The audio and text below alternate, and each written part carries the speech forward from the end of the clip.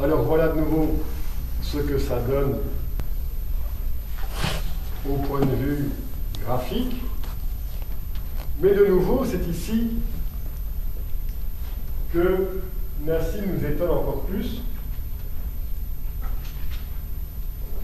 Parce que pour l'instant, on est dans des masses, je vous rappelle, de Schwarzschild ou des trous noirs, où les gens se disent, oui, mais bon, c'est une masse de Schwarzschild, c'est une masse, mais quand je regarde la mesure que l'on pèse, où l'on pèse notre proton, moi, quand je vois, entre guillemets, ma balance, je vais dire 10-24 grammes.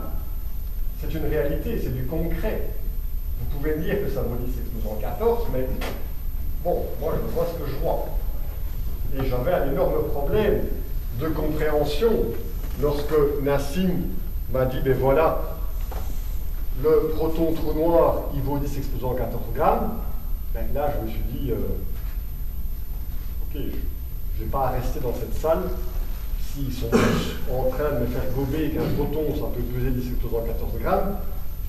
C'est trop, moi je ne peux pas. Je vois la mesure, je connais les mesures, je sais comment elles sont faites, je peux les voir. Et donc, quand j'ai visité Nassim, je lui ai dit, écoute, là, ça ne va pas, quoi. Et puis il m'a dit, ben voilà, réfléchis à ça, ça et ça. Et puis finalement, je suis dans un club de plongée sous-marine, et c'est en faisant une apnée, je suis sous l'eau, et je réfléchis à ce problème. Et je me dis, ben en fait, à partir du moment où je serai en train de peser une bouteille, si je vois monsieur qui a sa bouteille d'eau, si jamais, bon, mettons pour les calculs assez simples, on a une bouteille d'1 litre. Si jamais je pèse cette bouteille d'1 litre, qui serait dans un plastique extrêmement léger, et que j'ai une balance, ça c'est ma balance, je la mets dessus. Elle est vide. Imaginons que mon récipient c'est 1 gramme. Qu'est-ce que je vois? 1 gramme. Je mets 1 litre d'eau, je vais avoir 1 kilo, parce qu'1 litre d'eau pure, imaginons qu'elle soit pure, c'est 1 kilo. Le contenant et le contenu. Donc je vais avoir 1 kilo et 1 gramme. 1000,001 grammes. D'accord? Maintenant, je remplis ceci d'eau. Je suis dans ma piscine. Et je regarde ce qui se passe. Grâce à Archimède, donc je vais avoir sur ma balance une valeur de 1 gramme. On a 2 mesures et les 2 observateurs sont justes. Ils ont tous les 2 raison. Maintenant, quand on réfléchit au vide et qu'on peut imaginer grâce à l'expérience de Casimir dynamique que le vide n'est pas vide, et qu'on sait que le vide est partout, qu'il m'équilibre aussi bien, parce que dans toutes les petites sphères que j'ai en moi, les plus petits volumes que j'ai en moi, j'ai du vide. Je suis donc en parfait équilibre avec ça. Donc je ne ressens pas que, en fait, cette bouteille, elle pèse globalement 1 kg et 1 gramme. Mon expérience physique, c'est qu'elle ne pèse qu'1 gramme. Et donc, en fait, Nassim, qu'est-ce qu'il va faire? Il va inverser ce rapport. Il va donc, au lieu de faire le nombre de sphères à l'intérieur du volume divisé par le nombre de surfaces équatoriales à l'extérieur, il va simplement dire, ben voilà, je vais prendre le nombre de sphères à l'extérieur que je vais diviser par le nombre de surfaces équatoriales à l'extérieur de ma sphère, sur l'horizon des événements, et je vais diviser ça par le nombre de sphères de Planck qu'il y a à l'intérieur. Et qu'est-ce que j'obtiens dans ce cas? J'obtiens la masse du proton au repos, du proton standard. Bien entendu, il y a un facteur 2 qui est là. Pourquoi? Pour l'instant, on n'en sait rien. Il faut continuer les recherches. Il faut voir pourquoi est-ce qu'il y a ce facteur 2. Mais c'est exceptionnel, parce que cela prouve que le proton trou noir et la masse du proton au repos sont liés. Dans mon exemple ici, cela prouve que la valeur de ma masse, de ma bouteille, dans l'eau et en dehors de l'eau, sont liées aussi. Et qu'est-ce qui va lier la masse de ma bouteille dans l'eau et en dehors de l'eau? Ben, la densité de l'eau, en fait. Qu'est-ce qui va lier ces deux valeurs? Les fluctuations de vide dans mon volume. C'est exactement le même raisonnement. C'est simple, c'est élégant, compréhensible. Donc, de nouveau, si on va plus loin et que de votre solution géométrique, bon, il est évident que si jamais je prends la valeur du rayon du proton qui est calculé par ce modèle-là, j'obtiens l'exacte valeur du proton, de la masse du proton au repos. Et c'est sans doute ce qu'on va voir plus tard. Donc pour l'instant, on a une petite différence qui n'est pas énorme. Donc ce qu'on se rend compte, c'est qu'une simple inversion de la relation graphique donne une masse au repos du proton. Ce que je ne vous ai pas dit non plus, c'est que en science, il y a énormément de choses qui ne sont pas encore parfaitement intégrées ou connues. Par exemple, qu'est-ce que c'est que l'énergie? On peut donner des définitions, on sait qu'il y a de l'énergie calorique, de l'énergie cinétique, de l'énergie potentielle, de l'énergie thermique, mais qu'est-ce que c'est que réellement de l'énergie? C'est pas évident à exprimer. Et on avait exactement ce même problème avec la masse. Personne ne pouvait expliquer exactement ce qu'était que la masse. Or, la masse intervient dans pratiquement toutes nos formules. Vous l'avez dans la gravité, évidemment, Gm sur d carré. Mais vous l'avez dans la force. La force est égale à la masse fois l'accélération. Vous l'avez dans plein de concepts qui sont reliés.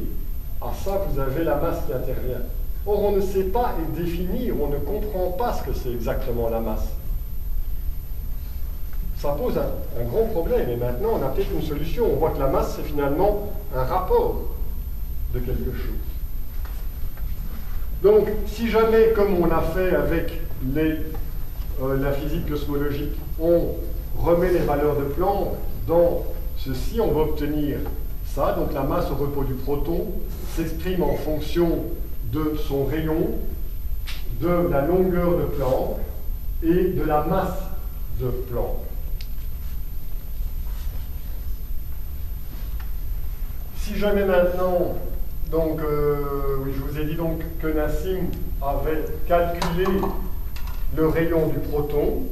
Voici le calcul qu'il a utilisé. Le rayon du proton, il a mis un petit prime parce que c'est celui qui est calculé, et donc égal à ceci, c'est tout simple.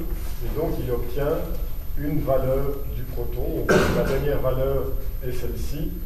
Elle est assez proche. Donc maintenant, si on continue à remplacer ml et L par leurs valeurs, on aura 2 ml carré sur la masse holographique. Donc il y a une relation claire entre la masse holographique du proton et la masse du proton au repos, qui est ici. Et cette relation, elle est claire, elle est donnée par ceci. Et donc finalement, le problème de hiérarchie qu'on avait, ce fameux 10-5, il trouve aussi sa solution dans cette solution. Non seulement Nassim explique ce qu'est la masse, mais en plus, il explique le problème, il donne une solution au problème de hiérarchie.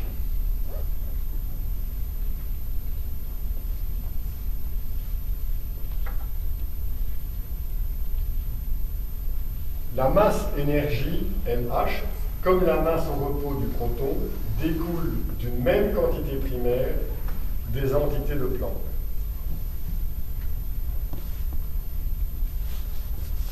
Bon, ici, c'est plus technique, mais en fait, la valeur de la constante de couplage entre la gravité et le confinement à l'échelle du proton, c'est une des valeurs que l'on peut démontrer. Nassim nous dit juste, ben voilà, puisqu'on a un rapport géométrique, autant lui donner une valeur de constante qu'on va appeler phi. Et lorsque l'on prend cette constante 4 phi carré, on va obtenir exactement les mêmes valeurs. Bon, ce n'est pas exactement les mêmes valeurs, de nouveau pourquoi? Là, c'est dans le modèle évidemment standard, ça c'est dans ce que Nassim nous donne. C'est aussi amusant de voir que l'on a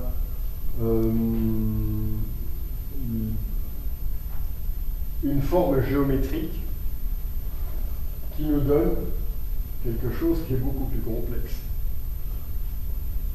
Et donc, la différence qu'on a entre ces deux nombres provient évidemment de la différence entre le rayon théorique.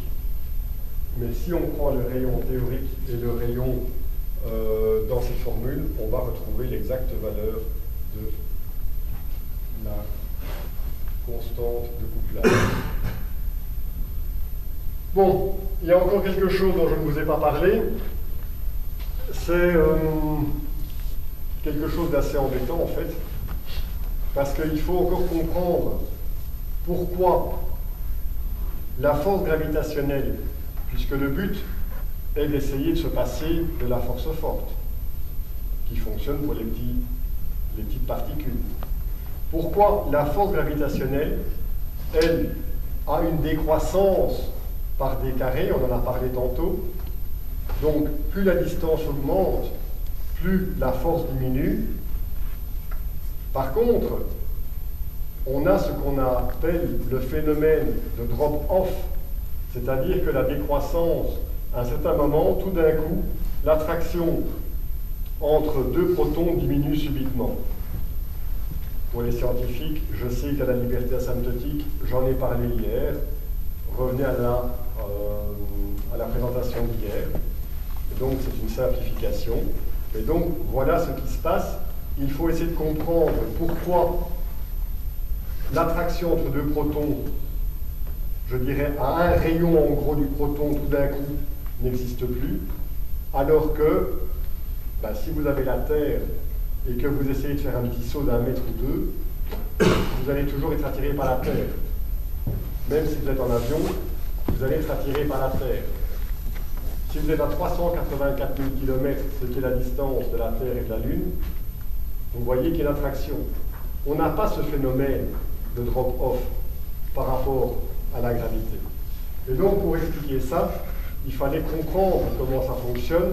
Et Nassim, dans ses travaux, va utiliser la relation du potentiel de Yukawa. Bref, il a en tout cas une explication. Je ne sais pas si c'est la meilleure, mais il peut l'expliquer. Maintenant, comme je vous dis, c'est une recherche en continu, et donc par conséquent, tout doit encore s'affiner, continuer. Donc voilà ce qu'on a vu. Pour conclure, hier, on a eu quelques échanges par rapport à ça, et c'est assez chouette parce que j'ai pu discuter avec pas mal de gens, et je vois qu'il y a beaucoup de personnes, en fait, qui sont dans des recherches personnelles et qui sont occupées à essayer, je dirais, de leur maison, d'essayer de changer aussi l'environnement. Et je trouve ça super chouette parce qu'il y a des possibilités. À partir du moment où on se rend compte qu'il y a une énergie dans le vide, ça permet en tout cas d'essayer de l'extraire, ça permet d'essayer d'en faire quelque chose. J'ai rencontré hier quelqu'un qui m'a parlé d'un moteur avec de l'eau et qu'on pouvait utiliser. C'est vrai qu'il y a des vidéos aussi où on voit qu'on peut mettre par exemple 20% d'eau. Et c'est une méthode en fait qui permet de séparer automatiquement l'hydrogène et l'oxygène. Et en se recombinant, on a l'énergie qui se fait et ça redonne de l'eau.